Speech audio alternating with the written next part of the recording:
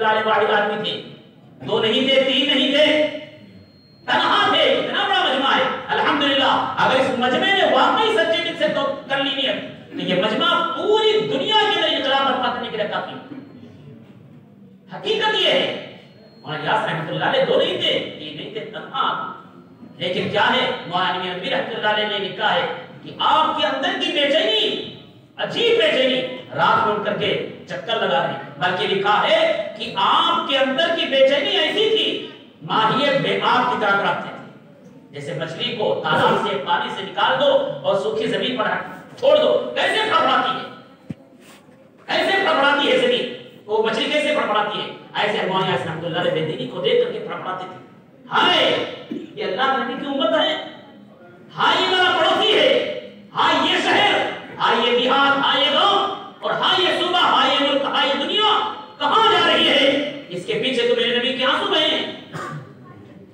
یہ دیکھ کر کے ہم پھڑپڑاتے تھے جیسے مچھلی پھڑپڑاتی ہے، مچھلی کو پانی سے نکال دیا جائے کیسے پھڑپڑاتے تھے، ایسے مولانا یاس رحمۃ اللہ علیہ ان کی پھڑپڑاہٹ پر، ان کے اندر کی فکروں پر، ان کے رونے اور دھونے پر اللہ نے دنیا کے اندر انقلاب برپا کر دیا۔ یقین کر میرے بھائیوں، اگر اتنا بڑا مجمع، یہ اتنا بڑا مجمع خالی نیت کر لے یہ پوری دنیا کے اندر انقلاب برپا کرے گا، یہ باطل کی طاقت 1 سیکنڈ میں لمحے کے لیے اللہ 1 آن کے اندر اللہ ختم کر دے گا۔ ہم کہاں ہیں؟ ہمارے پاس وہ ایمان کی طاقت ہے، ہم مایوس نہیں، حالات تو آتے رہتے ہیں، ہر ایک کے ساتھ آئیں گے۔ صحابہ کے ذریعے تو یہ دنیا کا حساب ہے، یہ دنیا کا حساب ہے، حالات آنا ہے، اس میں بے فکر کریں، یہی تو ہماری آزمائش ہے، یہی تو آزمائش ہے، یہی تو ہمارے ایمان کا پرکھنا اور جانچنا ہے، یہی اعمال پر استقامت ہے۔ حالات آئے، حالات سے ٹکرانا ہے، کچھ بھی ہو جائے، ہم مسجدوں کو نہیں چھوڑیں گے، کچھ بھی ہو جائے دین کو نہیں چھوڑیں گے، دین کی محنت، یہی تو اللہ کو پسند ہے۔ اور یہ لحظ سے نکال حالات تو آئیں گے، پھر ہمارا اللہ کا کیسے ہمیں ترقی کیسے ملے گی؟ بغیر حالات کے تھوڑی ترقی ملتی ہے۔ ایمان اور عمل کے اندر ترقی، تعلق معاملات کے اندر ترقی، نمازوں کے اندر ترقی کیسے ہوگی جب تک انسان پر حالت نہیں ہے، کچھ نہیں ہوگا۔ ہمیں ٹھوکا جائے گا، ہمیں جانچا جائے گا، لِيَبْلُوَكُمْ أَيُّكُمْ أَحْسَنُ عَمَلًا، قرآن کہہ رہا ہے جانچا جائے گا، ٹھوکا جائے گا۔ حالات آئیں گے لیکن حالات سے مایوس نہیں ہونا، حالات سے ہمیں مایوس بالکل قطعی نہیں ہونا ہے، اس سے کئی گنا زیادہ حالات صحابہ پر حالات ہے، کئی گنا زیادہ ہے، لیکن نہیں جمے رہے۔ اس لیے ابھی عصر کی نماز کے بعد مولانا نے یہی کہا، استقامت، عمل کے اندر ترقی، اور یہ حالات کا آنا ہی ترقی کا ذریعہ، حالات کا آنا ہی ترقی کا ذریعہ، حالات آئے اور عمل پر جمنا یہ ترقی کا ذریعہ، یہ ترقی کا ذریعہ۔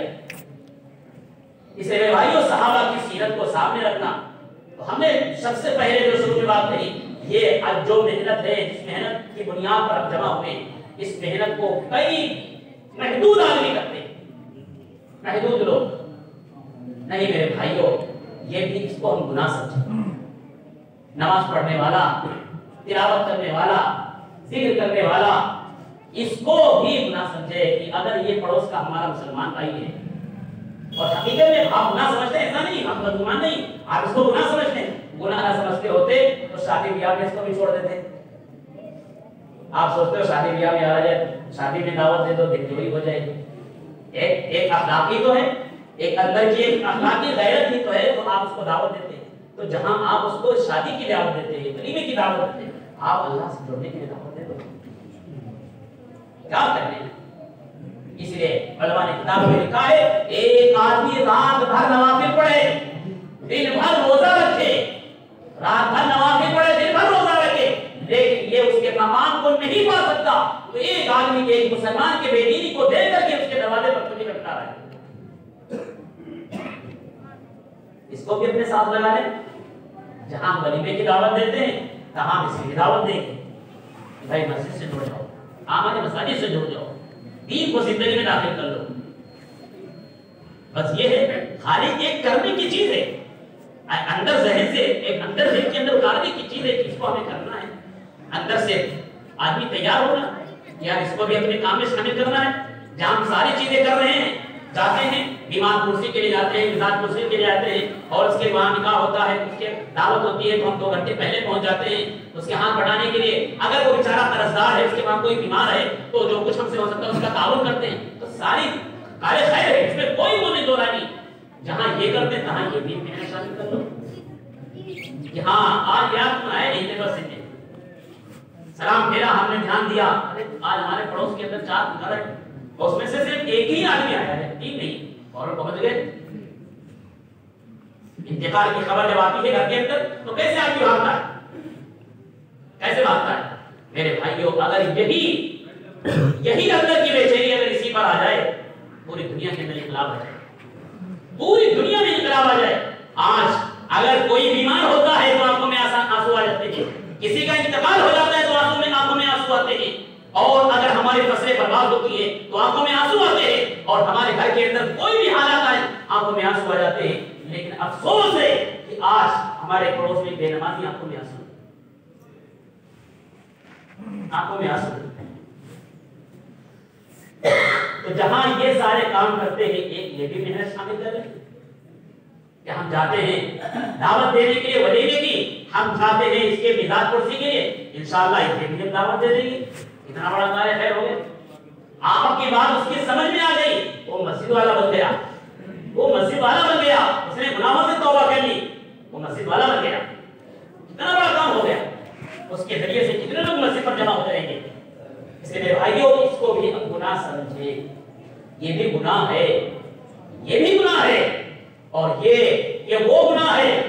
آج مسلمان نماز چھوڑنے کو گناہ سمجھتا ہے, لیکن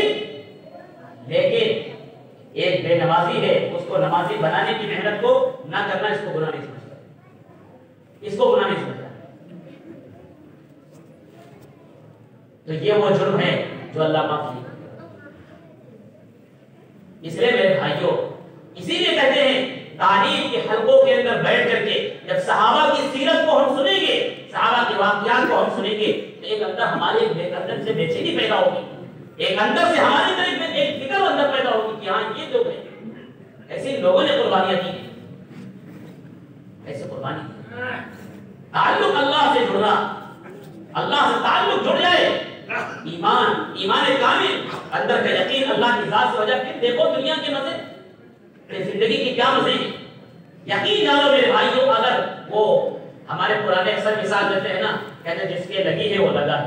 حقیقت ہے, شراب کا چسکا اس سے کچھ پیتا ہے نا, وہ کیسے مطلب اس کا دل دادا ہوتا ہے, وہ آپ اس کو کہیں گے کہ جلدی چھوڑے گا نہیں, لیکن ایک عجیب اس کے اندر ایک وہ ہوتی ہے, ایک چسکا لگ جاتا ہے. اگر میرے بھائی کو چسکا لگ جائے تو میرے بھائیوں کھانا ہمارا اور آپ کا چھوڑ جائے, سونا چھوڑ جائے. حقیقت ہے تعلق, یقین, اللہ کی ذات سے جڑ جانا, اللہ سے محبت, اللہ سے تعلق, پھر ایمان کے عمل کے اندر ترقی ہمارے واسطے. جب تک اندر کی مایا نہیں بنے گی, یہ سینکڑوں جو اندر بیٹھے ہوئے ہیں ان کو کھرچ کے نکالنا پڑے گا.